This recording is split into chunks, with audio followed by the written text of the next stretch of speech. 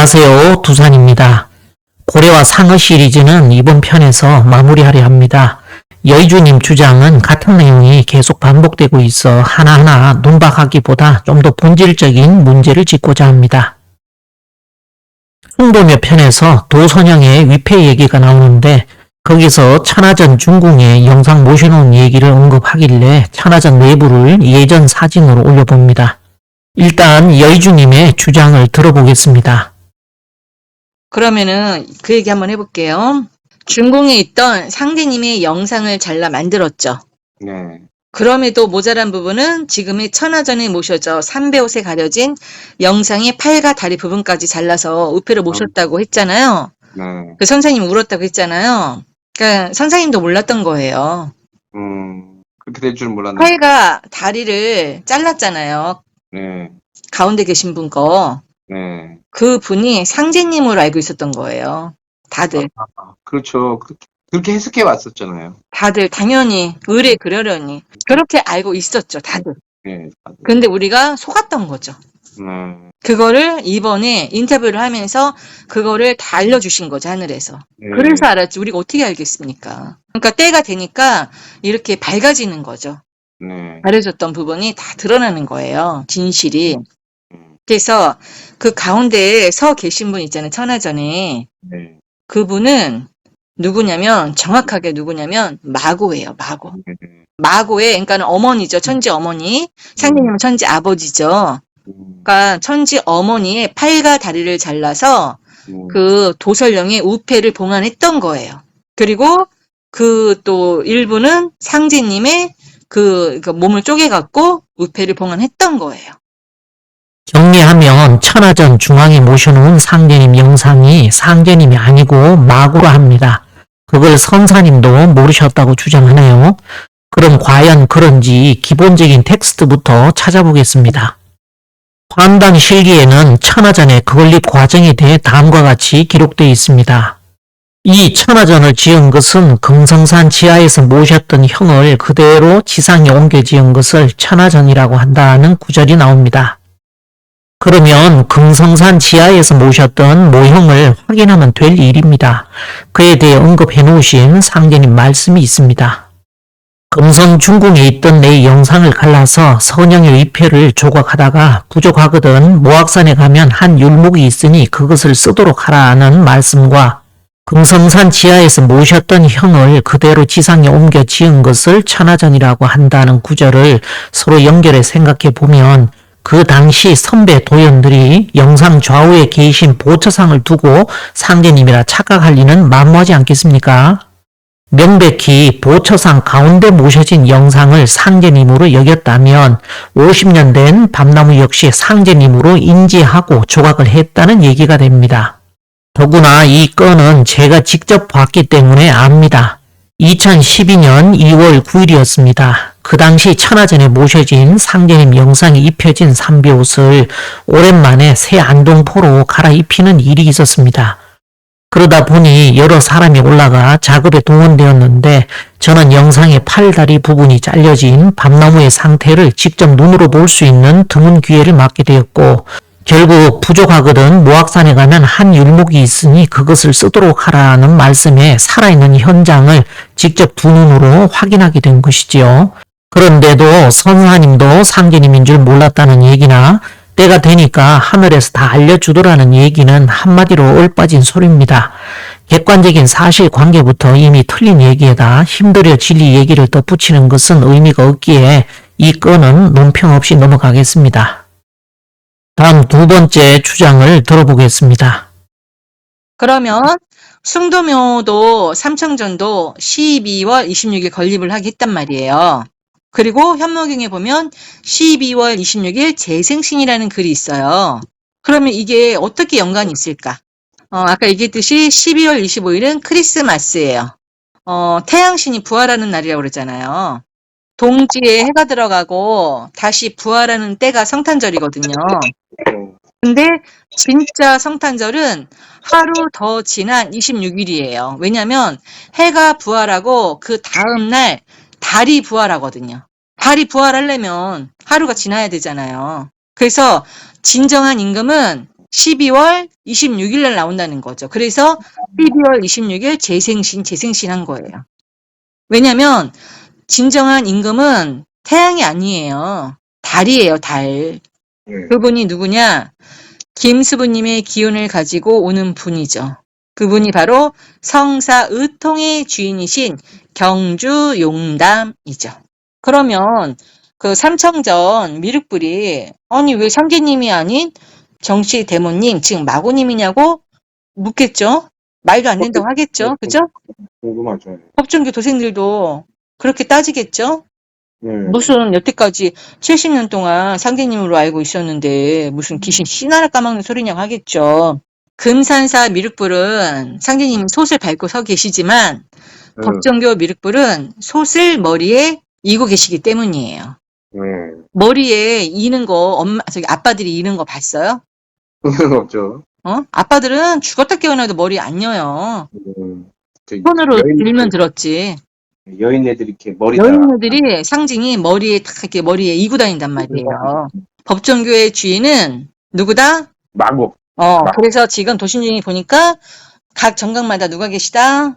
마고님이 예, 계시다. 마고님이 계시다. 그래서 8개 정각의 주인은 상제님이 아닌 바로 마고의 마지막 계승자 단안이었던 거예요. 12월 26일 달이 부활한다고 주장을 한다면 그 날에 달이 부활하는 근거부터 얘기를 해야지요. 그리고 삼청전 미륵불이 상제님이 아니고 대모님이라는 소리는 또 뭔 소리입니까? 성부님께서 천상 말이지 1월 삼룡에 누워 계시다가 열석자의 금불로 화연하시게 되면 그 삼룡도 서게 되느니라. 공사는 계속되어 삼청전을 12월 23일에 준공하고 12월 26일을 재생신 기념일로 정하고 열석자 증산 미륵불상 봉안식을 거행하였다라고 정확하게 나와 있지 않습니까? 아니 천지 신장이 성부님께서 누워 계시다가 열석자의 금불로 화연하신다고 열석자의 금불이 성부님이라고 했음에도 이처럼 객관적인 사실관계부터 부정을 하면 애초에 진리를 펴는 토대 자체가 거짓이 됩니다. 그러니 굳이 제가 논박할 이유조차 없지요. 기본 공식인 구구단 자체를 부정하고 미적분을 풀려는 것과 뭐가 다릅니까? 그럼 이처럼 오판하게 된 본질적인 부분을 한번 살펴보겠습니다. 이 도표는 진리탐구 6편 오행과 달의 위상변화에 나오는 마지막 슬라이드입니다. 여기서 건곤의 괴사 건원형 이정과 곤원형이 빈마지정의 이치 하나하나의 자리에 신도가 응해 계시고 이러한 천지 이치가 인사 속에 완성이 되는 중통 이내의 도라 이 자리에 해당하는 성인들이 모두 일제히 내려오시어 각자 맡은 바 위치에서 평생을 다 바쳐 천지공사로 풀어내셨다 했습니다. 그래서 천지 부모님을 가공의 존재에서 찾으면 안 된다 한 것이며 당연히 천지의 원방각 자리도 인사로 들어오셨다 신계로 올라가 자리 잡으신 것이죠. 그런데 인간의 세상이 너무 선천의 교조적인 가르침에 찌들어 있어 이걸로 인간의 머리를 깨주기가 너무나 힘든 겁니다. 그래서 고안된 것이 숙달된 조교의 시범이 필요하지 않았나 싶습니다. 여기서 선택된 인물이 놀랍게도 저와 여의주님입니다. 그렇게 한 사람은 교관이 되고 또 한 사람은 조교가 되었습니다. 신계에선 건원형 이정과 곤원형이 빈마지정에 자리한 모든 성인들의 위치를 여의주님을 조교로 발탁해 여러 올빼미들 앞에서 시범을 보이게 했습니다. 그러면 여러 말이 필요 없지요. 지금부터 훈련 교본 FM 그대로 숙달된 조교로부터의 시범이 있겠습니다. 먼저 권위에서도 토자리에 계신 대모님에 대한 설정부터 보겠습니다. 제가 증산 법정에서 21일 수행을 하고 천하전에서 또 혼자 자면서 20일 수행을 했잖아요. 네. 그리고 세 번째 마지막 21일 공부를 모학교에서 했다고 그랬잖아요. 증산 법정교에서 처음에 21일 공부할 때 꿈을 한 번도 안 꿨어요. 저는 다 그냥 이렇게 수행 중에 체험한 내용들이고, 그리고 그 천하전에서 21일 공부할 때도 딱 한 번 꿈을 꿨어요. 그것도 첫날 이렇게 잠에서 깨면서, 그러니까는 눈을 뜨는 순간 그때 딱 꿈을 꾼 거예요. 그러니까는 현실인 듯 아닌 듯. 비몽사몽간에 그 딱 꿈 하나를 넣어주시고 21일 동안 꿈 전혀 없었거든요. 무슨 꿈이냐면은 그 천화전에서 이제 눈을 딱 뜨기 전에 거기에 그 아저씨 있다 그랬잖아요. 그 성신사에서 공부하다가 이제 이틀 만에 머리 아파서 포기했다는 네. 그 아저씨가 거기 그때 막 청수물 다 뜨고 막 이렇게 그렇게 관리를 하셨던 분인데 음. 그분이 문 밖에서 거기 신발 벗는 거기서 또 서갖고 아주 조심스럽게 저한테 이러는 거예요. 대모님 일어나셨어요? 그러는 거예요. 그래서 제가 그 소리에 눈을 딱 떴단 말이에요. 네. 그래서 근데 그러면서 바로 이러는 거예요. 편안하게 잘 주무셨어요? 그러는 거예요. 그래서 제가 딱 일어나갖고 문을 딱 열었어요, 방문을. 근데 아무도 없는 거예요. 뭐야? 꿈인지 아닌지 정말, 그죠? 근데 너무 선명한 거예요. 대모님 일어나셨어요? 편하게 잘 주무셨어요? 그래서 제가 이제 아침에 같이 공부하는 분이 올라오셨길래 그 얘기를 했더니 저를 정말 미친 여자 보듯이 보는 거예요. 저는 분명히 들었으니까 그러다가 나중에 그걸 때문에 이치가 다 풀렸죠. 이제 실타래가 풀리듯이. 그래서 그때 딱 한 번 꿈을 꿨고 모학교에서도 제가 21일 공부하면서 딱 3번 꿈을 꿨어요. 거기서도. 다음은 모계자리 인정 상관님에 대한 설정입니다.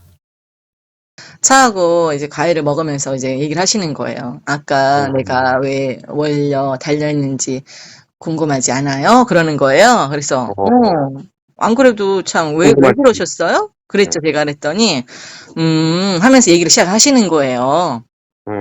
그게 이제 그런 얘기를 하시더라고요. 밥을 먹고 있는데 그 열린 문틈으로 마당에서 보름달이 들어오더래요. 둥실둥실 떠갖고 들어오더니, 그러니까 식사를 하시면서 이렇게 눈길이 가니까 계속 보셨겠죠. 보름달이 뜬금없이 방으로 들어왔으니까. 들어오더니 제 뒤에 딱 쓰더래요, 보름달이. 그래서 월려 했는데 제가 못 알아들으니까 달려 했다라는 거예요. 그렇게 이제 지나고 이제 그때 쟤를 한참 모시게 돼갖고 또 집에 갔다가 그 얼마 후에 또 왔다 그랬잖아요. 제가 그 절을 또 보게 됐는데 몇 차례 가셨잖아요. 몇 차례 갔는데 그때 이렇게 궁금하더라고요. 그 들은 얘기가 있으니까. 그래서 제가 하루는 스님 그때 보셨다는 그 보름달이요. 아직도 제 저기 등 뒤에 있어요? 하고 이제 물어봤죠. 그랬더니 그 스님께서 그러시는 거예요. 안 그래도 자기도 이제 자기가 잘못 봤나 싶었을 거 아니에요. 네. 그래서 이제 저를 이제 제가 이렇게 저를 유심히 이렇게 지켜보신 거예요. 네. 저를 유심히 지켜봤더니 보름달이 이렇게 하늘에서부터 줄로 연결돼 갖고 항상 저를 따라다닌다는 거예요. 그냥 보름달만 땡그랗게 있는 게 아니라 하늘에서부터 이렇게 줄로 연결이 되어 있대요, 저한테. 그래서 이렇게 항상 따라다닌다고 그 얘기를 하시는 거예요. 그래서 너무 신기하죠. 그래서 저한테 항상 달려라고 하신 거예요. 달려. 맨날 다정하게. 달려. 전화해도 달려. 그러고 맨날 그랬어요. 별명이 되셨구나. 네, 그 별명이 된 거예요. 그 제가 그 리무진에서, 그러니까 저는 의통신도문을 리무진이라고 생각했어요. 왜냐면은 제가 휴유암에 네. 갔을 때 간센보살님이 오라 그래서 갔을 때 그때 또 그 이야기도 있는데 나중에 해드리겠지만은 저 리무진 꿈을 꿨거든요. 그러니까 도심주님 쫓겨나면서 저는 그러니까 제가 제 발로 나오면서 네. 그 리무진에서 이제 내려서 나 혼자 가야 되겠다고 생각을 하고 있었죠. 그 찰나 도심주님이 저한테 그랬죠. 깃발을 꽂아니 어쩌게 하면서 여의주나무가 그때 생겼는데 그때 네. 저는 이제 우리 편의점에 발주를 하고 있었어요. 통화하면서. 예. 바쁘니까 막 발주하는 게 정신없는데 갑자기 그분이 뜬금없이 그러는 거예요. 여의주님 등에 보름달이 있네 그러는 거예요. 그 얘기 하나도 안 했는데. 저는 전혀 안 했죠 그런 얘기를. 갑자기 뜬금없이 막 발주하는 게 정신없는데 저기 뭐야 여의주님 등에 보름달이 그냥 등 전체가 투명한 보름달이 딱 꽉 찼다는 거예요. 그래서 저는 농담으로 그래요? 이제, 왜냐면 그때 예전에 청가스님한테 보름달 얘기를 들었으니까. 그러니까요. 그래서 뭐 놀랄 것도 없었고, 그냥 뭐, 그래요? 이제 그랬는데, 갑자기 또 그러는 거예요. 그 보름달이 여의주님 100회를 뚫고 올라가는데 막 그래요? 그래서 내가 농담으로 아니 왔으면 가만히 있지 왜 또 나가는 거예요. 그래서 그랬더니 갑자기 또 하늘로 올라가는데요. 그게 보름달이 막. 그랬더니 조금 있다가 다 하늘에서 다시 내려오는데 그래요. 네. 용이랑 왔대나? 용이 돼서 왔대나? 보름달도 오고 용도 오고 막 그래요. 그랬더니 제 몸으로 다시 들어가더래요. 보름달이. 그러고 용이 막 제 몸을 막 휘감더래요. 네. 그거를 막 실시간으로 막 보면서 막 설명을 계속 해주는 거예요. 그러니까 저는 막 발주도 해야 되지, 막 그 얘기도 들어야 되지, 막 그냥 바쁘잖아요. 대화도 해야 되지. 뭐지? 이분 뭔데 이렇게 막. 이것 말고도 제가 기억나는 것은 모학교에서 21일간 있는 중에 대화를 하다 본인이 체험한 얘기를 하더군요. 꿈이었는지 어떤 영상으로 보였던지 청강스님이 오셔서는 여의주님을 보더니 몸을 툭 치면서 인장상관님이시네 하더랍니다. 마치 이제야 알아봤다는 식으로 툭 치며 본주님이시네 하는 그런 투였다는 것입니다.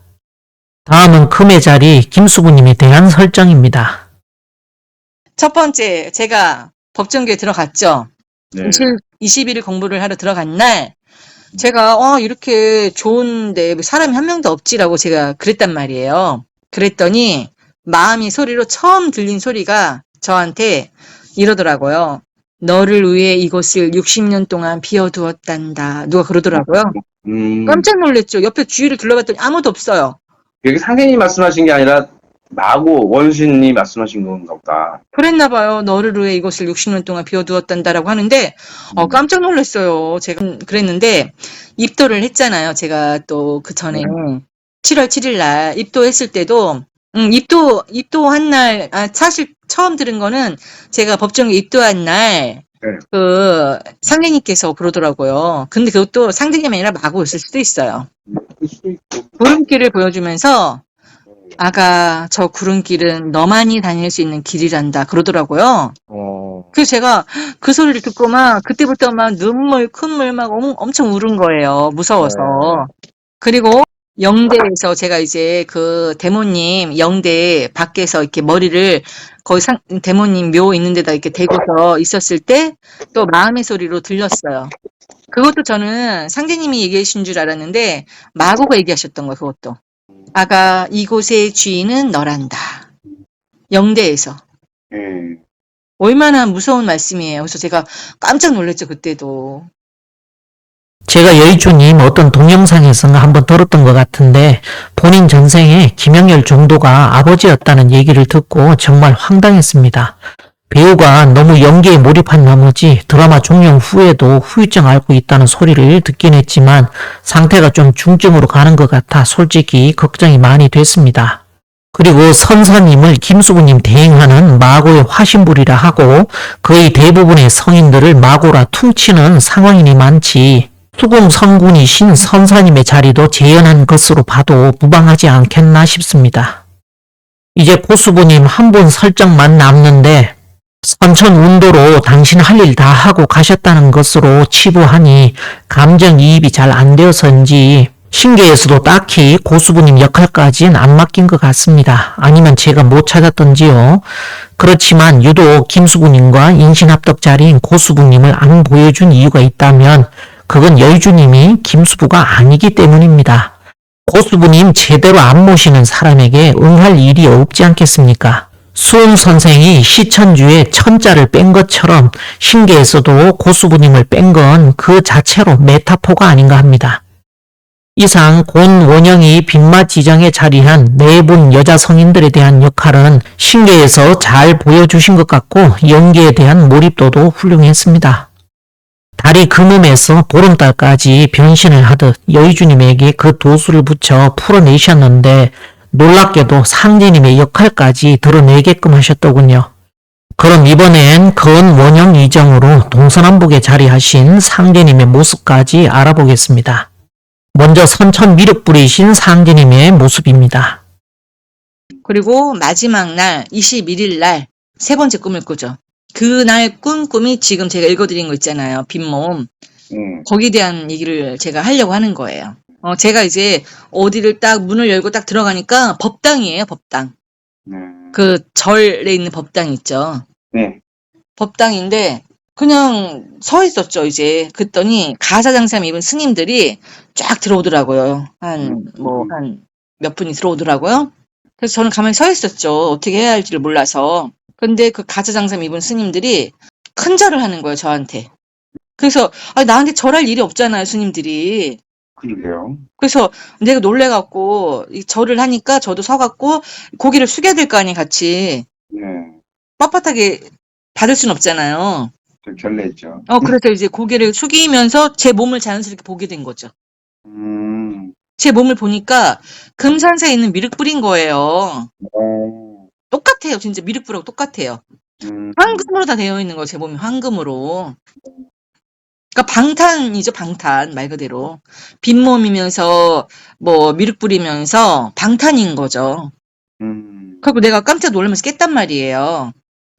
그게 바로 제가 21일 수행을 3번 하고 가장 마지막 날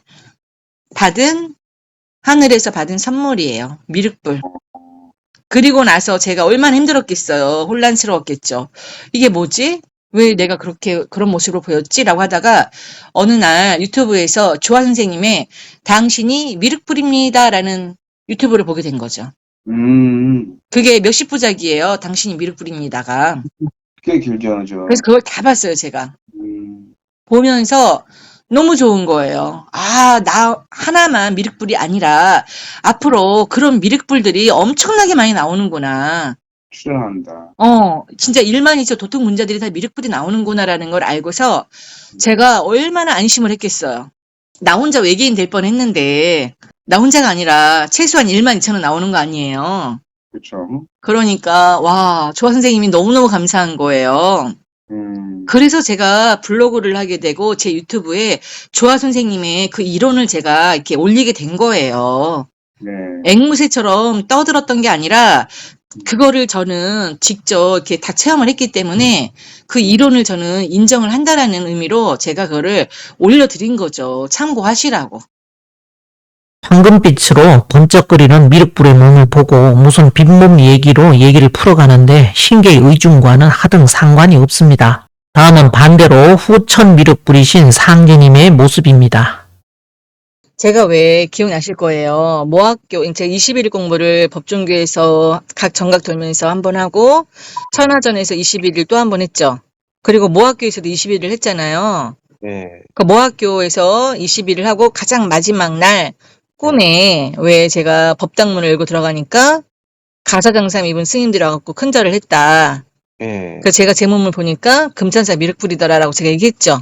네. 거기 그 시간으로 한번 들어가서 저를 보라 그랬어요. 제 몸이 어떤지. 네. 근데 그렇게 얘기를 하더라고요. 금산사 미륵불이 아니래요. 그럼요. 그랬더니 법종교 삼청전에 있는 미륵불 있죠. 땀 흘렸던. 그 머리 쓰고 계시는. 그렇죠. 솥을 머리에 쓰고 있는 그분이래요. 그래서 제가 그 모습을 하고 이렇게 손과 발을 이렇게 본대요. 이렇게 들여다보고 있대요. 그러니까 되게 여성적인 거죠. 그렇죠. 원래 그 근데- 모습이 여성적이더라고요. 근데 손도 발도 되게 예쁘대요. 그래갖고 그 법종교 미륵불인데 그러는 거예요. 제 몸이. 그렇죠. 그러고 그 스님들이 아니래요. 절을 한 분들이. 그래서 그럼요. 그랬더니 백성들이래요. 막 절을 연신하고 막 그냥 하다가 얼굴 보고 막 하다가 막 그냥 고개 들어보고 막 그냥 깜짝깜짝 놀라고 막 그런대요. 사람들이. 네. 거기에 이제 스님 같은 머리 깎은 그런 분들도 있고 막 그런 분들이 껴 있는 거래요. 그냥 각색의 사람들이. 그래갖고는, 그래서 제가 그랬죠. 그러면 거기 삼청전에 계신 분이 제가 그 전에 영상을 올린 게 금산사 거기 미륵불은 상제님인데 솥을 밟고 있으니까 상제님이 맞는데 네. 법정교 미륵불은 솥을 머리에 이고 있기 때문에 그 지천태 대모님이다라는 영상을 올렸었어요. 정치 사모님. 네. 네, 그래서 근데 제가 만약에 그 몸으로 보인다고 그랬잖아요. 그 미륵불로. 그러니까 그때 땀을 막 뻘뻘 흘렸던 그분이 상제님이 아니셨던 거예요. 제 어디서- 상의자가 제가 나 안 할 거예요. 내가 그걸 왜 해? 막 하면서 막 거부를 하니까 막 이렇게 흘린 거죠. 땀을 흘린 거죠. 눈물을 흘린 거죠. 이제 선천미륵불에 후천미륵불에 배역까지 소화하고 다음은 옥황상제, 곧 오왕극이신 상제님의 역할극을 한 얘기를 들어보겠습니다. 제가 궁금하니까 승도면 들어가기 전에 뭘 알아야지 인터뷰를 할 거 아니에요. 네. 그래서 도신주님 그 승도묘에 절을 그 중앙에 거기 이제 들어가면은 절하는 데 있잖아요. 중앙에. 네. 그 앞에 절을 한번 세워보세요. 그랬어요. 절을 세워놔 보세요. 거기 신명신대가 붙어져 있는데 그 앞에다 절을 한번 세워놔 보세요. 그랬어요. 그랬더니 막 웃는 거예요. 너무 이제 생각지도 못했던 모습이라는 거죠. 뭔데요? 그랬더니 신명신대가 종이가 거기서 이렇게 딱 떨어져 갖고 날아오더래요. 날아와서 제 가슴에 딱 붙더니 싹 스며들더래요. 제 몸으로. 그래서 제가 그건 엊그저께고 어제 다시 또 통화하면서 다시 또 잘못됐을 수도 있으니까 다시 한번 확인해야 되겠다 싶어서 그 신명신대 다시 한번 저한테 한번 뭐라고? 해보세요. 그랬는데 저한테 해보라 하기 전에 네. 다른 사람들한테 먼저 해보라 그랬어요. 도신주님한테 한번 먼저 붙여보세요. 그랬어요. 네. 그랬더니 도신주님은 그 앞에서 탁 떨어진대요. 그냥 바닥으로. 그러고 또 내가 다른 분한테 해보라 그랬더니 앞에 철판이 딱 생기면서 거기 앞에 탁 그냥 다 떨어진대요. 철판으로 막혀갖고. 그러면은 저한테 다시 한번 해보세요. 그랬더니 그 양탄자 같은 거에 딱 그게 올라가갖고 신명신대가 양탄자가 날아가듯이 슉 날아가갖고 저한테 와갖고는 제 그때처럼 싹 스며들더래요. 몸으로 다시. 2번 확인을 했어요. 네. 너무 신기하지 않아요? 네. 저도 황당해요. 이런 얘기 들으면. 근데 듣는 분들도 황당하겠지만 전 더 황당해요. 예우주님께서 그걸 받고 먼저 도통을 하시는 거네요. 아, 모르겠어요. 그냥 그렇다니까 지금 저는 그냥 있는 그대로 인터뷰하니까 얘기를 해드리는 거예요. 신명신대 해부가 옥황상제님을 상징한다고 제가 순도며 정각 소개시에 얘기를 했으니 참고하시면 되겠습니다. 다음은 여동빈이신 상제님, 곧 신무국이신 상제님에 대한 역할입니다. 그 천하전에 저를 한번 데려다 놔보세요. 그랬어요. 궁금해서. 네. 그랬더니 제가 그랬죠. 그러면은 천하전 중앙에 계신 거기 절 넣어보세요. 그랬어요. 그랬더니 나무라 그런가 들어가진 않는데요.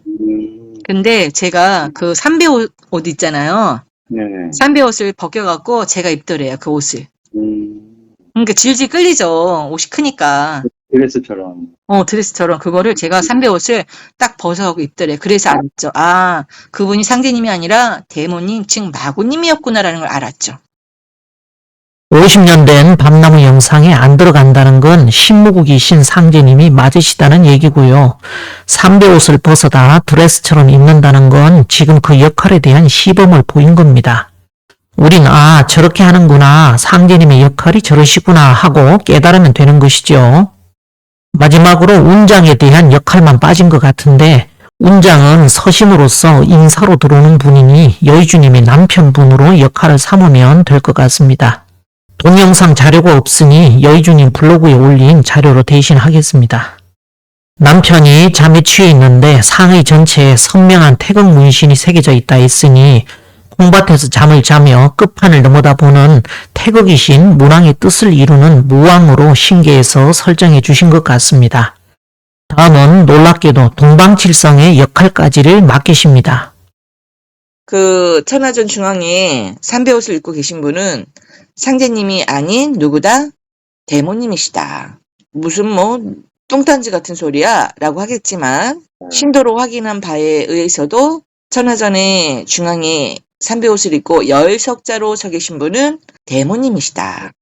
도신주님이 신안으로 보니까 천하전 중앙에 모셔진 분이 상제님이 아니라 마고였대요 라고 그랬죠. 얼마 전에 그 천하전을 제가 이제 그 기운을 확인하는 중에 이제 보라고 그랬더니 그때 본 청룡 있잖아요. 네. 기차만한 청룡이 그 몸통이 천하전 안에 꽉 차 있대요. 그리고 이제 그 머리 이렇게 그 밑에는 기차처럼 엄청 크대요. 그러니까 몸통만 겨우 들어와 있는 거죠. 근데 그 머리 위에 용 머리 위에 어떤 여자가 서 있더래요. 용도 간센보살이래. 일반선이시네. 서 있더래요. 그러니까 그 여자는 쬐꼬맣게 보이는 거예요. 용이 하도 크니까. 아. 그 서 있더래요. 근데 그 여자가 저래요. 여의주 저래요.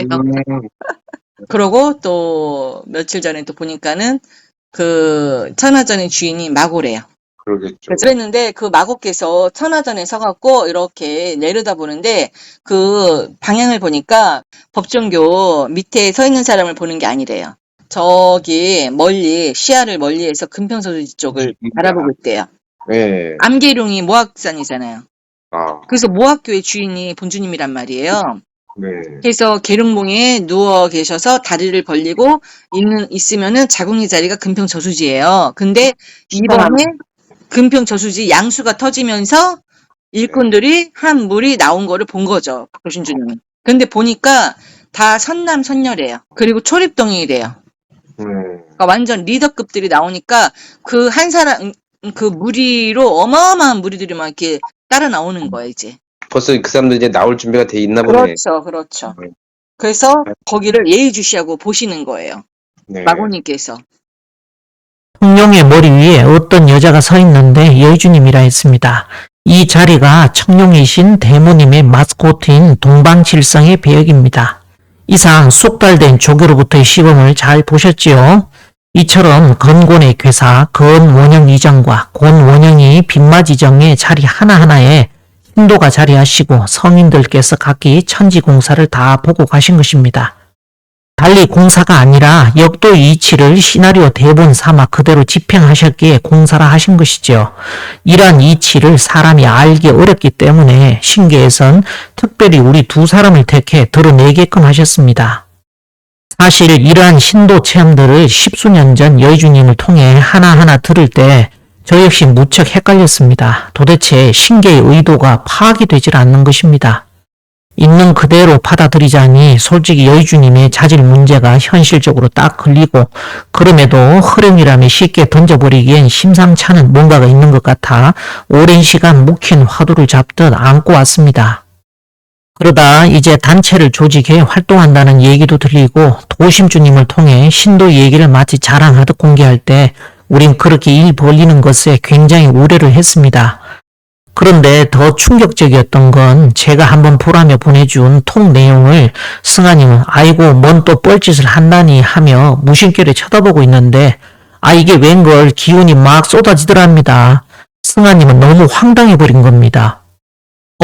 맑은 기운이 왜 내려? 뭐야 이거 내가 지금 잘못 느끼고 있는 건가 싶어 다이렉트로 전화를 해서는 저한테 왜 이걸 보고 있는데 탁기도 아니고 왜 맑은 기운이 들어와요 하고 황당하다며 묻습니다. 저도 그 얘기를 들으면 아니 도대체 신계에서 뭐를 하려고 하시는 거지 하며 적잖이 당황스러웠던 기억이 있습니다. 그땐 혹시 대순 쪽에 있는 사람들이 들어올 수 있는 구멍이 저쪽밖에 없어서 그런 용도로 쓰시나? 그랬더니 승아님은 그렇게 뻘짓하고 그냥 순간순간 뒤집어지고 2중 3중 성격을 써도 나중엔 천지에서 썼으니까 그것도 다 용서가 되는 거냐며 그럽니다. 신계의 처사가 이해가 안 되었기 때문이지요. 도저히 납득은 안 되지만 그래도 이들을 신계에서 쓰시는 모종의 이유가 있을 거라고는 생각을 했는데 도대체 그 신계의 의중이 뭔지를 몰라 정말 답답했습니다. 그렇게 시간이 지나더니 결국 자연스럽게 알게 되었습니다. 마치 신계에서 잘 지켜보라며 사인 주신 덕분에 계속 주시해온 결과 이상에서 확인한 것처럼 과거부터 지금에 이르기까지 신계의 의도는 오로지 한 가지였고 초지일관 동일했습니다. 그 결과는 정말 친절하게도 본 교관을 두고 숙달된 조교의 시범을 통해 12,000의 예비 올빼미 여러분들을 위해 마치 훈련 교범을 토대로 이루어지는 기초 군사훈련을 시키듯 일부러 신도 이치를 드러낼 시범 케이스로 쓴 것입니다. 평범한 사람은 도저히 알기 어려운 진리의 기본 틀을 한 사람의 진리 조무사를 통해 건곤의 이치를 적절한 사례를 통해 풀어내 알리고자 한 것이죠. 너희들이 내가 누구인지를 알기만 하여도 반도통은 되었느니라 하시는 상견인 말씀처럼 선천을 비롯해 원형이정으로 드러나는 건도의 얼굴과 5분 곤도의 여자 성인들을 통해 드러나시는 천지의 얼굴을 여의주님을 통해 무려 13년 만에 그 전모를 세상에 드러내도록 하신 신계의 의중을 깨닫게 되었습니다. 우리는 여러분들을 반도통시키기 위한 제물로 쓰셨던 것이죠. 이제 남은 문제는 딱 한 가지, 지나친 연기 과몰입으로 인해 특정 캐릭터에서 빠져나오질 못하는 여의주님이 감당해야 할 이 감정 후유증을 어떻게 다스리느냐입니다. 많은 심리 전문가들은 말합니다. 감정을 억누르거나 부정하는 것이 아니라 인식하고 분리하는 것이 회복의 첫걸음이다. 즉 감정은 잘 정리하고 마무리하지 않으면 나를 갉아먹는 칼날이 됩니다. 천지에서 설정해 놓은 역할극에서 이미 저나 여의주님은 그동안 충분히 할 만큼 했으니 이제는 일상으로 구도자의 본분으로 빠져나올 때라는 얘기를 드리고 싶은데 그 감정에서 빠져나올 출구가 여의주님 안에 준비되어 있는지 그것이 걱정입니다. 제가 여의주님에게 항상 했던 얘기가 있습니다. 자신이 진짜 김수부라는 존재라면 때가 되면 자연히 드러날 것이고 아니라면 그건 아무리 노력한다 해서 될 일은 아니라고, 그러니 억지로 노력하거나 노심초사할 이유가 없다는 것이죠. 한편으론 너무 잔인할 정도로 인간을 활용한다는 섬뜩함마저 드는데 신계도 다 그런 사람의 속성을 보고 쓰는 것입니다. 그런 끼가 있으니 쓰여진 거죠. 그래도 여러 성인들의 대타로 썼으니 이 얼마나 감사한 일입니까? 자신을 그런 용도로 쓰는 것에 어쩌면 불만을 가질 수도 있겠지만 오히려 그렇게 진리를 밝히는 데 쓰여졌다면 얼마나 감사한 일입니까? 천지에서 사람을 쓰는 이때에 참여하지 못하면 어찌 그것을 인생이라 할 수 있겠느냐 하는 말씀처럼 결과적으로 쓰여진다는 건 참으로 복되고 영광스러운 일이지요. 사람의 기질과 성향, 습성과 마음 저 깊은 곳에 꿈틀대는 욕심까지 다 건드려 쓰시더군요. 회초리를 써서 깨어날 사람은 두드려 패서라도 깨우지만 못 깨어날 사람한테는 아예 사탕만 주십니다. 어차피 사탕이 아니면 움직이지 않을 사람이기 때문이지요. 그런데 여의주님은 사탕과 달달한 약을 선택하셨고 당연히 모든 책임도 여의주님이 지는 것입니다. 애초에 스스로의 마음가짐에서 기인된 것이니 많지 신도 탓을 하며 하늘을 원망할 일은 아니지요. 반면 우린 여의주님처럼 사탕 구경 한번 해본 적이 없었고 날마다 회초리로 얻어 터지는 일만 반복하고 살았습니다. 연기에 너무 몰입해서 내가 김수부다라는 착각에 빠지는 순간 이 10개의 자리들이 모두 왜곡되어 뒤죽박죽 섞입니다. 그 결과가 바로 여의주님이 마고의 화신도 되었다가 미륵 부리기도 하고 옥황상제도 되며 본주님도 되었다 대모님도 되는 것입니다. 그래서 이처럼 엉뚱한 소리들이 나온 것이죠. 솔직히 옆에서 지켜본 입장에서 얘기하자면 마음 씀씀이가 애초에 김수부님 발끝도 쫓을 감이 아니었고 그만한 궁량이 되지도 않았기에 여러 차례 감정을 건드리긴 했지만 솔직한 얘기로 꿈 깨시라 한 것입니다. 차라리 공심자리를 쓰는 기질적인 면만 보면 여자라 할 수 없을 정도로 승한님만한 사람을 본 적이 없다는 것이죠. 상대방 기분 좋을 소리 적당히 넘어가다가는 아 이거 사람 망치겠다 싶어 충격요법으로 어느 순간부턴 승한님과 비교까지 해가며 정확한 선을 그은 것입니다. 아니니까 김수부님 꿈도 꾸지 말라고. 결론은 분에 넘친 욕심을 버리고 스스로를 되돌아보라고 여러 예를 들어 얘기한 걸 왜 자기는 되고 나는 안 되냐는 식으로 반발을 하는 등 얘기의 핵심을 빗나갑니다.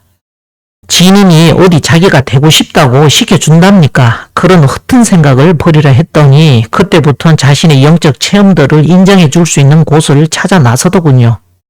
그렇게 여러 곳을 전전하다 도심주를 만났고 신계에서는 아직 남은 몇 분 성인의 역할까지 다 전하지 못한 걸 도심주님을 통해 전하면서 오히려 우리에겐 이들이 하는 모습을 잘 지켜보라고 사인까지 주십니다.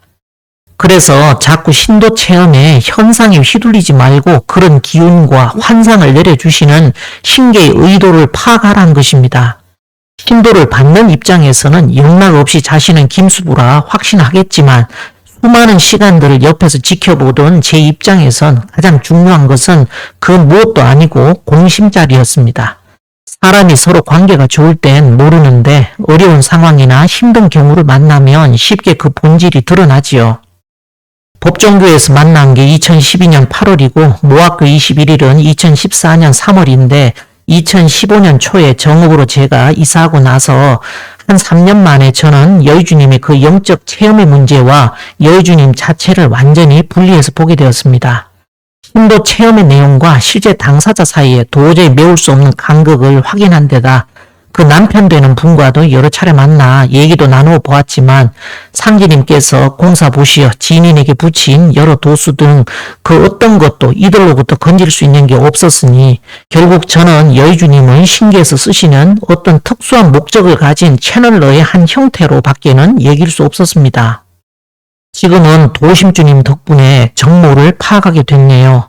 그래서 그 결과를 모든 분들과 공유를 하게 되었습니다. 신계에서 여러분들 진리 공부시키느라고 고래와 상어 컨셉으로 이 두 사람을 쓰신 겁니다. 그때 마지막 날 영대에서 희생의 제물로 우리 두 사람 써달라 하지 않았습니까? 우리를 일꾼 써달라고 제물로 바친 것이지요. 한번 들어볼까요? 선천 5만 년이 마감을 하고 제가 자식이 됐잖아요. 네, 그 시간 후천이 시작된 거예요. 그러네요. 후천을 여는, 그래서 제가 저를 제물로 바쳤잖아요.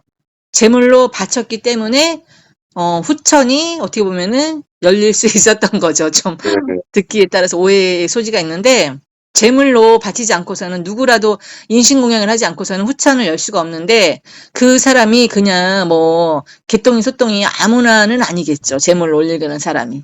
네, 특별한 사람이어야만 했겠죠. 그렇겠죠. 누굴까요? 그 특별한 사람이. 후천을 열 정도면은 어느 누가 후천을 열 수 있을까요? 마고의 계승자 정도는 돼야죠. 진짜. 그죠? 그러니까 이해가 됐죠? 제가 왜 그날 저를 제물로 바쳤고 우주적 파티가 열렸는지 그날. 네, 그래서 그 천공이라는 그 사람이 그걸 들고 나왔어요. 처음에 2012년 12월 21일부터 후천이 시작됐다라는 거를 부르짖은 사람이 천공이거든요. 아, 그래요? 네. 그 인간도 뭐 알고 있긴 한 거네. 그래서 제가 그 사람의 그 강의를 3년을 들었어요.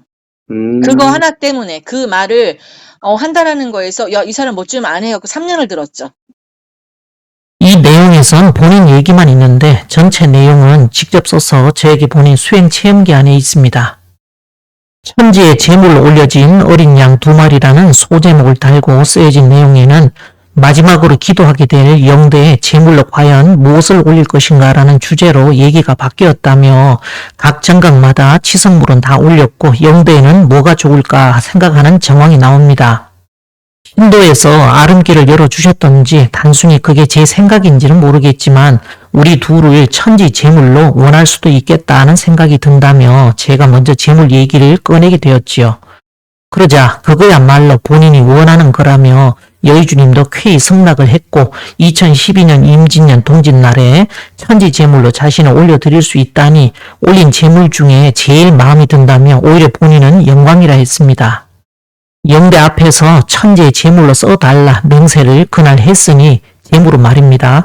자기 뜻이 없어요. 이미 바쳐진 제물을 어떻게 쓰든 그건 이미 하늘의 처분에 따라야 하는 것입니다.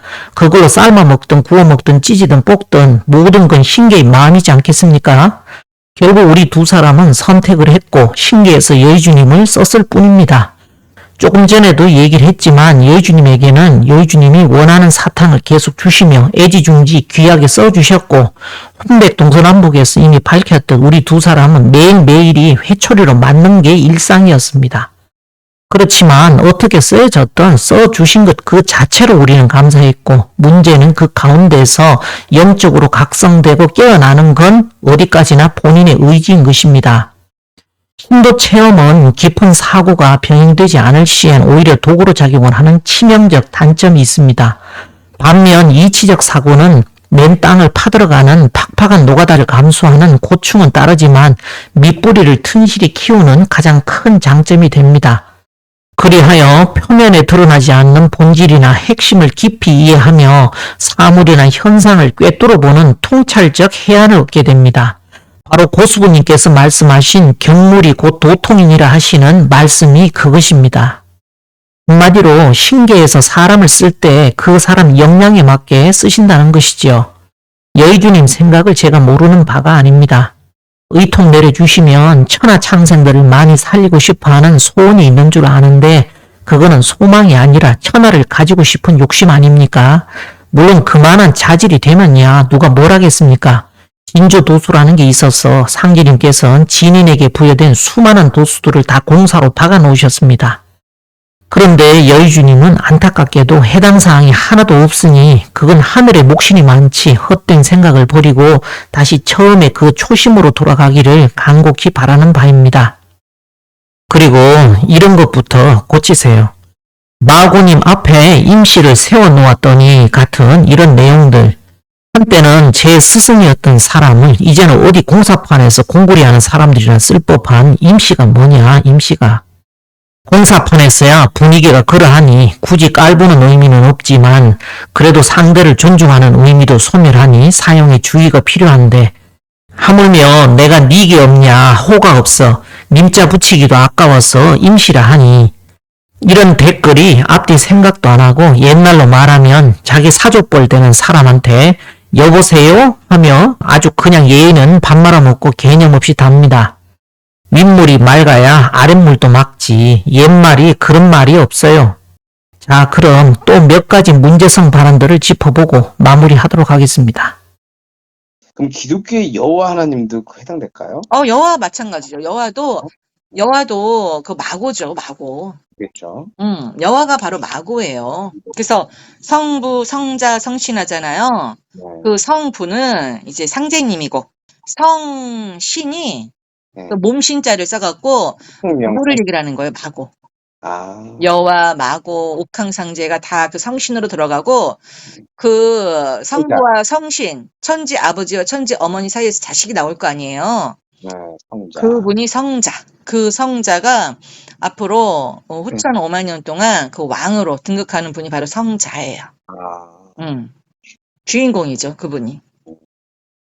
성부, 성자, 성신에 대한 얘기를 꺼내놓는데 어떻게 여와, 마고, 옥황상제가 성신이며 후천 5만 년 동안 왕으로 등극하는 분이라 했으니 환극일 텐데 어떻게 그분을 성자라 합니까?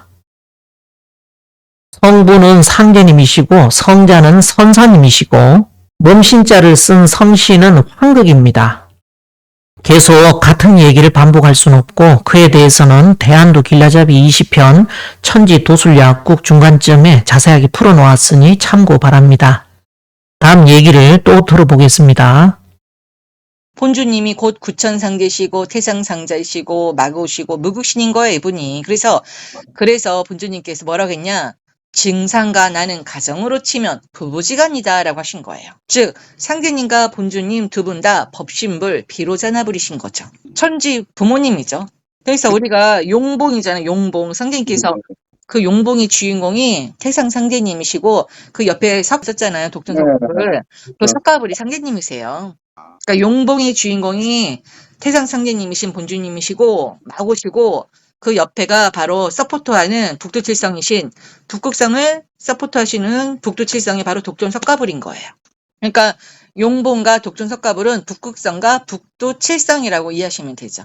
그 진법주에 나오는 신명님들을 모신 정각이 대령전이죠. 근데 여기에서는 하늘의 명으로 지어진 대령전에서는 상제님은 이제 서열 3위로 밀린 거죠. 그분이 어디냐면 운장상제님으로 있는 거죠. 그 중앙에 앉아 계신 태상상제님을 용봉이 주인공이라고 그랬잖아요, 제가. 네. 그러면은 그분이 도대체 누구길래 와 용봉이 주인공이라고 감히 말을 할 수 있을까? 상제님께서 그 말씀하신 계룡산, 태전 그런 거는 다 그런 얘기가 아니에요. 다 우리 지금 용봉의 주인공이신 태상상제님, 구천상제님, 즉 우리 본주님을 다 얘기를 하셨던 거예요, 그게. 그래서 본주님께서 증상과 나는 가정으로 치면 부부지간이다라고 한 게 이 바로 복희 여하를 말씀하신 거예요. 보면은 잘 보세요, 그림을. 복희와 여하의 하반신이 뭘로 되어 있어요? 네, 막 또 하는 뱀의 모습이잖아요. 남성 DNA. 근데 우위는 뭐예요? 우위의 모습은? 남성과 여성이죠. 그렇고 날개가 있잖아요. 네, 날개도 있고. 네. 봉황을 의미하는 거예요. 그래서 이게 용봉이에요. 말 그대로 용봉. 그렇군요. 밑에는 용, 뱀. 위에는 봉황, 새, 태을. 그래서 용봉이 그거를 복희 여하를 상징하는 거예요. 그렇게 얘기를 하더니 영도에 가선 다시 내용이 바뀝니다. 용봉을 이제 나름대로 뭐 이러니 저러니 다 풀었잖아요. 네. 근데 어제 도신주님이 이제 신도에서 알려준 정답을 알려드릴게요. 정답. 네. 용봉은 마고의 마지막 계승자 단 안이에요. 한 사람이에요. 용봉은. 용봉은 두 사람이 아니라 한 사람이었어요. 용도, 봉도 한 사람이었다. 그리고 옆에 독존성가불 있죠? 네. 독존석가불은 그 용봉을 호위하는 호위무사. 호위무사였어요. 그래서 이 용봉은 뭐를 앞으로 쓰게 되냐? 의통과 도통을 다 쓰는 거예요. 그 용과 봉이 다 있어야만 의통을 쓸 수 있는 거예요. 그리고 독존석가불은 용봉을 호위하는 견우예요, 견우. 근데 왜 꼭 석가불이라고 그랬을까요? 왜냐면 그분의 전생이 석가모니예요. 네, 그 영상에도 오셨지만 어. 진묵하고도 연관돼. 진묵이면서 석가모니였어요, 전생이. 그래서 저 고수부님께서 나의 좌우 보필은 운장과 진묵이니라라는 네. 글이 있거든요.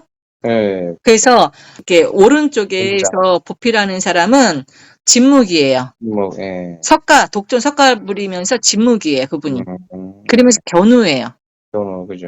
그리고 왼쪽에서 호위하는 분은 운장이에요, 운장, 그분이. 그래서 운장과 진묵은 나의 좌우 보필이라고 했던 거예요. 근데 그거를 몰라갖고 여태까지 대령전에 보면은 운장도 있고 하니까 옥황하고 운장이 좌우 보필인가? 막 그런 식으로 이렇게 어떤 형상을 갖고서 껴맞추기를 했던 거예요. 빨리 깨어나셔야 될 텐데. 기가 막힌 거죠, 진짜. 정리하면 앞에선 용봉이 태상상제님이고 본주님이라더니 뒤에선 용봉은 단한, 그러니까 김수부님으로 바뀌었고, 앞에선 독존석가불이 북두칠성이고 상제님이라 해놓고 뒤에 가면 이제 견우로 바뀝니다. 가만 보니 빨리 깨어나셔야 될 텐데 하는 얘기의 뉘앙스가 여의주님 남편이 돼버렸네요. 그러면 얘기의 결론은 여의주님이 용봉이라는 소리네요. 이것도 얘기해봐야 입만 아프니 또 하나 소개해드리겠습니다. 진리탐구 4편 용봉과 태을부의 용봉에 대한 자세한 얘기를 풀어놨으니 참고하시면 되시겠습니다. 다음 얘기를 또 들어보겠습니다. 그러니까 운장상제가 알고 보니까 상제님이 아니에요. 상제님은 어디에도 없었어요. 거기. 그 대령전에 안 계셨어요. 상제님 자리. 그리고 삼청전에도 상제님 자리는 없었어요. 천하전에도 상제님 자리는 없었어요. 그럼 어디 계세요? 상제님은 대령전에 안 계셔요. 그러면은 그 운장상제가 도대체 누구냐. 염제 신농이에요. 그분이. 아, 그래요? 그분이 염제 신농씨였어요. 운장상제의 그 원신이. 증산상제님의 전생이 아니라 운장상제의 전생이었어요. 확인한 바에 의하면. 그래서 그걸 어떻게 확인을 했냐. 제가 7월 7일, 2012년 7월 7일 법정교회 정말 본의 아니게 입도를 했다고 그랬잖아요. 하려고 한 게 아닌데. 그렇게 해서 입도를 했는데, 입도하고 나서 이제 음복을 하잖아요, 우리가. 음복을 하다가 다 화장실에 간다고 하니까 저 혼자 방에 이렇게 앉아 있었죠, 눈 감고. 근데 그때 처음 제가 그걸 본 거예요. 그 신안이랄까? 제3의 눈으로 본 거예요. 아니, 황소가 어떤 남자가 황소를 끌고 와갖고 그 왜 법정교 마당에 이렇게 딱 서 있는 걸 제가 봤죠. 그래서 그거를 그게 뭐지 하다가 못 풀다가 엊그저께 그게 풀린 거예요. 정확하게. 엊그저께 도심령 통화하다가 풀렸어요. 그게. 남편을 한번 보다가 갖다 데려다 놔보세요. 우리 남편이 황소인지 그 황소를 끌고 온 남자인지 궁금하다고 그랬는데 그 황소 속에 넣어보라니까 안 들어간대요. 그러니까 황소는 아닌 거예요. 그래서 그럼 저도 한번 데려다 놔보세요. 그랬어요. 그랬더니 제가 그 소 등 위에 올라타고 앉아 있는 거예요. 그러니까 제가 직녀 맞죠? 제가 그랬죠. 도신주님 그때 얘기했던 그 황소에다가 우리 그 황소가 염제 신농씨라고 그러더라고요. 도신주님이. 도신주님 그때 얘기했던 거 그 염제 신농씨든 그 황소든 한번 넣어보세요 그랬어요. 도신주님이 그랬더니 왜 날 또 넣냐고 막 그러시는 거예요. 일단 넣어보세요 그랬더니 소가 도신주님이 그 소 머리 있잖아요. 소 머리 네. 뿌리는 쪽으로 싹 들어가더래요. 도신주님이 소였어요? 염제 신농씨였죠. 염주 신농 씨였어요? 염제 신농씨. 근데 원래 청산상제님이 염주 신농 씨였다면서요? 그렇게 알고 있었는데 아, 아니었던 거죠. 그러니까 운장 상제가 염제 신농씨면은 상제님은 더 우위죠. 그러니까는 여와 복희니까 마고가 여하면 복희급인 거죠. 상제님은. 그러겠죠. 염주 신농이 맞는 거고, 그죠? 예, 예. 그러니까 운장이면서 황소면서, 그러니까 소잖아요. 그러니까는 염제 신농 씨는 우리 간운장이었던 거예요. 그래서 운장 상제가 그 밑에 레벨로 염제 신농 씨면서 운장이면서 황소였던 거예요. 그래서 상님께서 소딸놈은 거기 있었건만 밤새도록 허춤만 추웠구나 그랬잖아요. 한봉 이러다 뭐. 그러니까 도신주님은 이치적인 건 몰라요. 그냥 보이는 그대로 얘기를 해주는 건데 도신주님이 운장상제라고 그랬잖아요. 예. 그리고 황소라고 그랬잖아요. 염제 신농씨라고 그랬잖아요. 그러니까는 서포터를 해주는 거예요. 말 그대로. 그러니까는 저하고 인연이 돼서 저의 눈과 그게 되는 거예요. 이제 지금 손과 발이 돼서 저를 안내를 해주는 거예요. 저는 소 등에 올라타갖고 편하게 가는 거고 그 황소 역할을 해주잖아요. 지금 실제로. 정리하면 첫째, 염제신농은 증산상제님의 전생은 아니다. 둘째, 운장상제가 곧 염제신농씨고 도심주다. 그러면 아까 얘기하고 연결하면 영봉은 여의주님이고 남편은 견우로서 독존석가불이고 이제 도심주는 운장상제이시다. 이렇게 세 분 만날 사람 다 만났네요. 왜 상제님의 말씀 중 나의 세상에는 천하의 모든 성씨의 족보가 다시 시작되나니 나는 신농이요 수우는 고운이니라는 구절이 명백히 있지 않습니까? 게다가 수가 있네 천지수가 정리되어 두문동 성수 8899 신농시 운수가 나오신다네 오곡백초 가지고서 한울님이 오신다네라 하시며 여기서 신농시 운수를 두고 고수부님은 다시 오시는 한울님이라고 분명히 말씀하셨습니다. 그래서 강정산 소유 여동빈지 조화 권능 강태공지 도술 신농시지 유업 단주 수명에서 신농시지 유업의 자리를 증산 미륵불의 자리로 놓은 겁니다. 또한 정월 보름날은 신농시의 날이라 하셨습니다. 정월 보름날은 상원이라고도 하며 1년 12달의 첫 보름달이 뜨는 날로서 선사님의 탄신일입니다. 그런데 어찌하여 고수부님은 이 날을 신농시의 날이라고 하셨을까요? 이는 바로 자웅의 이치에 그 까닭이 있었으니 자웅이 서로 한 몸이 되어 태극을 이루기 때문입니다. 곧 정월 보름날은 신농시의 날이면서 동시에 선사님의 날이기도 한 것이지요. 또한 이 말씀 속에는 선사님이 의통의 주인으로서 후천의 신농시, 곧 후천 태극이라는 고도의 메타포가 숨겨져 있습니다. 그래서 선약과 태극, 궁궁의 의미가 깔린 바탕 위에 신농시 운수가 나오신다네 오곡백초 가지고서 한울님이 오신다네라 하셨던 것이죠. 또한 태고의 염제 신농씨는 입으로 100가지 풀잎의 맛을 보아 약을 써서 병을 낫게 했을 때 너희들은 입으로 글을 읽어서 창생을 구출하라 하셨습니다. 이 때는 원시 반본하는 시대라 하셨으니 온 세상이 병마로 창궐하에 시종자를 추릴 때 고수부님께서는 훔치는 신농씨 찾는 도순이라 하시며 의학의 원조격인 신농씨를 찾으라 하셨습니다. 그러니 겉뜻은 상제님이지만 속뜻은 의통의 주인으로 후천 태극이신 선사님이신 거죠. 그러면 여의주님 얘기대로라면 염제신농은 상제님의 전생도 아니니 그럼 훔치는 도심주 찾는 도수입니까? 여의주님이 지금 한 이 얘기가 정확히 이렇게 훔치는 도심주 찾는 도수로 연결이 되는데 이게 진짜 말이 되는 얘기인지를 먼저 묻고 싶고요. 혹시 지금도 생각이 안 바뀐다면 먼저 병원부터 다녀오라는 얘기를 진심으로 하고 싶습니다. 사람의 이름자에 붙은 기운으로 잡아 돌리시는 걸 깨닫지를 못하고 실제 사람으로 착각하고 있으니 넌센스인 거죠. 이번에는 대령전의 목욕다라 얘기를 또 들어보겠습니다. 저랑 같이 공부하시던 그 분이 이 대령전 신발 벗는 데 있잖아요. 뜰팡. 예. 거기에 서 계시더라고요. 그래서 제가 왜 여기 서 있냐고 이제 하니까 네. 노랑 물주전자 큰 거 아시죠? 물주전자 큰 거. 네. 그거를 들고 서 있는 거예요. 음. 그래서 왜 여기 서 있냐고 그랬더니 네. 그 대령전 안을 가리키면서 목욕을 하라는 거예요. 그래서 대령전 안을 보니까 왜 우리 옛날에 빨간 목욕다라 아시죠? 네. 고무다라. 빨간 목욕다라가 그 태상성제님 앞에 바로 중앙에 딱 그게 있는 거예요. 그리고 그 뜨거운 물이 차가우면 목욕을 하기 힘드니까 네. 그 뜨거운 물을 이제 섞으면은 딱 좋은 온도가 나오잖아요. 네. 그래서 뜨거운 물을 들고 있었던 거예요, 그분이. 그래서 그 물을, 온도를 맞춰주는 그 역할을 하려고 했는가 보더라고요. 아, 네. 그래서 제가 너무 당황스럽잖아요. 네. 대령전은 다른 정각보다도 더 높은 신장들이 있는 곳이잖아요.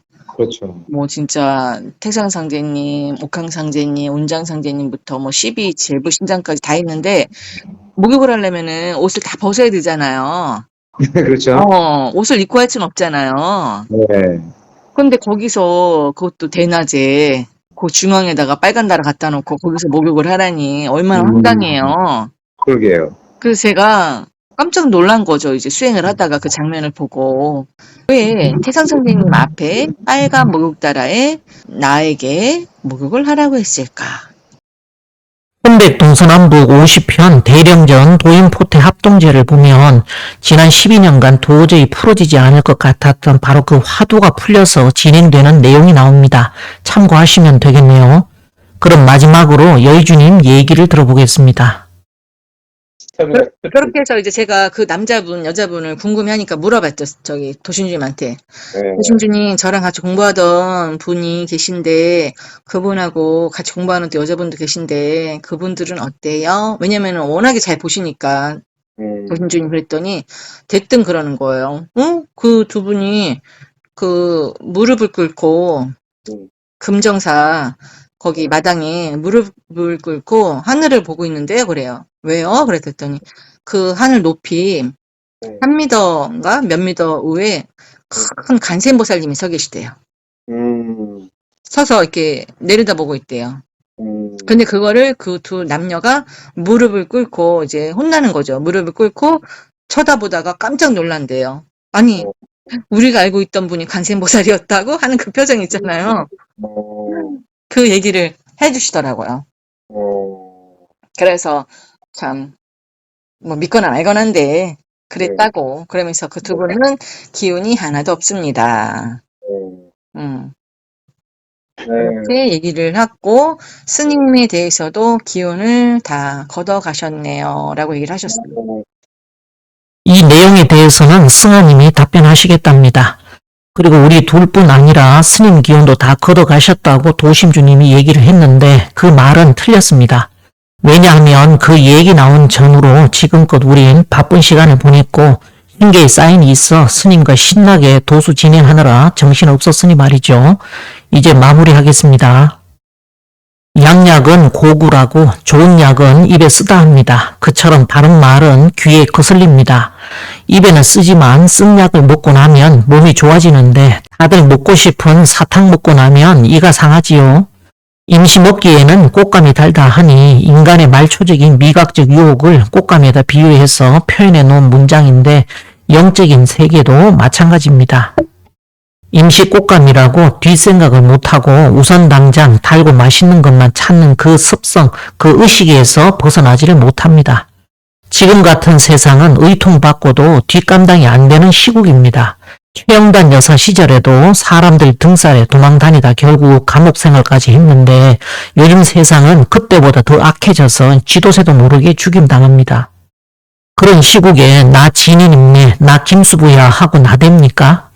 사실이어도 감출 수밖에 없는데 하늘에서 네가 진인이다 하고 점 찍어놓고 알려주면서 일을 시키겠어요? 그래서 일은 되어놓고 봐야 안다고 하시지 않으셨습니까? 그러니까 죽자 살자 공부해 나가면서 본심으로 가고자 하는 그 마음 하나밖에 없다 한 것입니다. 천시가 와서 부득불 의통조화를 열어야 되는 꼭 그 상황이 아니면 오히려 그런 능력은 여러 사람 망치는 물건입니다.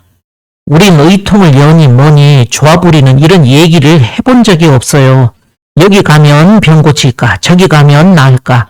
제 마음가짐 똑바로 못하니 병이 몸에 있는 것이고 제 몸에 병이 있다는 건 마음이 똑바르지 않다는 거울로 여겨야 합니다. 상제님께서는 나의 말이 약이라 하셨습니다. 웅치웅치는 신농시 찾는 도순이라 이를 수은 선생은 궁궁이라 했고 그 형상은 태극이며 선약이라 했으니 이를 고수부님께서는 한마디로 삼산의 불로초가 이 아니냐 하셨습니다. 천지 삼신을 바르게 알고 바르게 내 몸에 모실 때 삼산의 불로초 불사약은 자연히 삼신을 모신 그 청정한 몸에 깃들게 될 것입니다. 그런 식으로 의통 연습한다고 의통이 열립니까? 본주님이 한마디로 얘기 안 하셨어요? 마음 바로는 의원 공부하라고 내 마음 중심만 똑바로 잡고 가면 백병이 스스로 낫는다고 답 내려주셨습니다. 경물이 곧 도통이라 하신 고수부님 말씀처럼 진리를 바르게 아는 것으로부터 올바른 깨달음이 열립니다. 그것을 상제님께서는 선지후각이라 하셨지요. 천자, 리야, 소소지천, 합인심지천, 리원어천, 구어인심. 하늘은 이치라 밝고 밝은 하늘이 사람 마음속 하늘과 부합하니 이치는 하늘의 근원을 두고 사람의 마음에 갖춰져 있다 하셨습니다. 그런데 이치를 거슬러 진리가 바르지 않으면 그 마음인들 제자리를 잡을 것이며 곧 스스로 마음속 하늘을 속이는 것에 지나지 않을 뿐입니다. 여의주나무는 진리의 근본 자리부터 새롭게 기틀을 다지기를 권합니다. 그래야 여의주이신 대모님의 뜻을 펴는 나무 목자리 판박을 주관하시는 본주님의 목도가 비로소 운항이 가능하고 그래야 대천을 건널 수 있지요. 다만 목도는 칠연무 대천을 건너는 것으로 이섭대천 목도내용은 42번째 풍래익교에 나오는 얘기입니다. 괴사에 이 유유왕 이섭대천이라고 1월 이자가 계속 나오지요. 이자가 어떤 분을 상징하나요? 바로 관원장입니다. 무슨 얘기냐? 이 자리는 내영상관님의 자리지 김수부님의 역할이 아니라는 소리입니다. 풍래익교의 상전에 뭐라 나옵니까? 거꾸로 읽으면 개과천선이 나옵니다. 이 자리는 다들 개과천선 하질 못하면 못 건너는 곳이에요. 37번째 풍화가인교에 가인은 여정이 호내하고 남정이 호외라 하였으니 곤도성녀로 직녀인 김수부님은 여정이 호내라고 해서 편안해서 정리한다고 되어 있죠. 반면 금도성남인 견우는 즉 내영상관님은 남정이 호외라 하여 판박해서 정리한다고 되어 있지 않습니까? 상씨름은 상두쟁이가 하니 이 말씀이 그 말입니다. 공우가 상두의 뜻을 여쭈니 상두는 북두니 칙성이니라. 그러니 판박은 어디까지나 상두인 북두가 나와 이 일을 이루는 자리지 판안의 여왕벌이신 김수부님이 드러나는 자리가 아닙니다. 그건 판박에서 성공해서 들어가는 자리지요. 그러니 여의주 나무는 신계에서 이름자만 취해 쓰셨지 실제 단체에다 그 기운 붙인 게 아니니 착각하시면 곤란합니다. 그래서 붉은 장딱에 대한 말씀이 그냥 나온 게 아닙니다. 이런 역도 이치를 기반으로 진손양목 말세성이 풍래익괴 기룡으로 이섭대천 목도내행 천도선법 출연하니 여상남아 지천태로 양백삼풍 절했다네라는 격암유록의 내용도 전해오는 것입니다. 동학이 후천일을 부르짖었음에 지나지 않았듯 여의주나무도 판박일을 부르짖음에 지나지 않습니다. 저는 가감없이 신계의 뜻을 전했으니 이제 제 신세는 제가 알아서 하셔야 할 것입니다. 이상으로 그동안 몇 편에 걸친 고래와 상어를 모두 마치겠습니다. 수고하셨습니다.